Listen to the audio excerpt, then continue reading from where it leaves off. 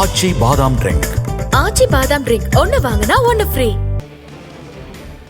முக்கிய செய்தி: புதுவையை சேர்ந்த ரவுடி மொட்டை விஜய் என்பவர் காவல்துறையினர் நடத்திய என்கவுண்டரில் உயிரிழந்திருக்கிறார். முக்கிய செய்தியாக பார்க்கிறோம். புதுவையை சேர்ந்த ரவுடி மொட்டை விஜய் என்பவர் காவல்துறையினர் நடத்திய என்கவுண்டரில் உயிரிழந்திருக்கிறார். இது குறித்த விவரங்களுடன் இணைகிறார் நமது செய்தியாளர் வினோத்குமார். வணக்கம் வினோத், இந்த என்கவுண்டரின் பின்னணியை பதிவு செய்யுங்கள். வணக்கம் கனகதாரா. விழுப்புரம் நாகப்பட்டினம் 4 வழிச்சாலையில நள்ளிரவு லாரி ஓட்டுநர்களை வழிமறித்து அவரிடம் பணம் கொள்ளையடித்தவர்களில் ஒருவரை தற்பொழுது கடலூர் போலீசார் என்கவுண்டர் செய்துள்ளனர்.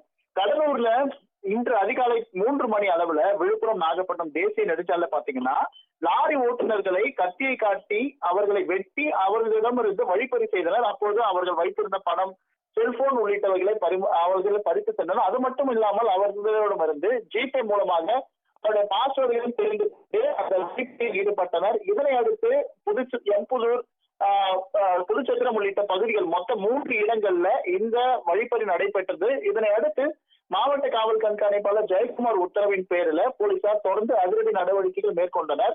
அப்பொழுது இந்த வழக்கில் தொடர்புடைய முக்கிய குற்றவாளியாக பார்க்கப்படுகின்ற மொட்டை விஜய் என்பவர் எம்புதூர் பகுதியில பதுங்கியிருப்பதாக போலீசாருக்கு ரகசிய தகவல் கிடைத்தது. இதனை அடுத்து அந்த இடத்திற்கு அவரை பிடிக்க முயன்று சென்ற பொழுது அவர் எதிர்த்தாக்குதல் நடத்தினார். அப்பொழுது 2 போலீசார், அதாவது கடலூர்ல இருக்கக்கூடிய கோபி மற்றும் கணபதி ஆகிய 2 போலீசார் அந்த ரவுடி நடத்திய தாக்குதல்ல காயமடைந்தனர். இதனை அடுத்து போலீசார் அவரை பிடிக்க முயற்சித்த போது இந்த தாக்குதல் நடைபெற்றது. அப்பொழுது போலீசார் அவரை சுட்டு பிடித்தனர். இதனால் அந்த மொட்டை விஜய் சம்பவ இடத்திலேயே உயிரிழந்தார். இதனை அடுத்து அந்த சுட்டு உயிரிழந்த அந்த ரவுடியை தற்போது கடலூர் மாவட்ட அரசு தலைமை மருத்துவமனைக்கு உடல் கொண்டு வரப்பட்டுள்ளது. அது மட்டுமன்றி அந்த புதுச்சேரி ரவுடி மொட்டை விஜய் மீது ஏற்கனவே 30க்கும் மேற்பட்ட வழக்குகள் நிலுவையில் உள்ளது.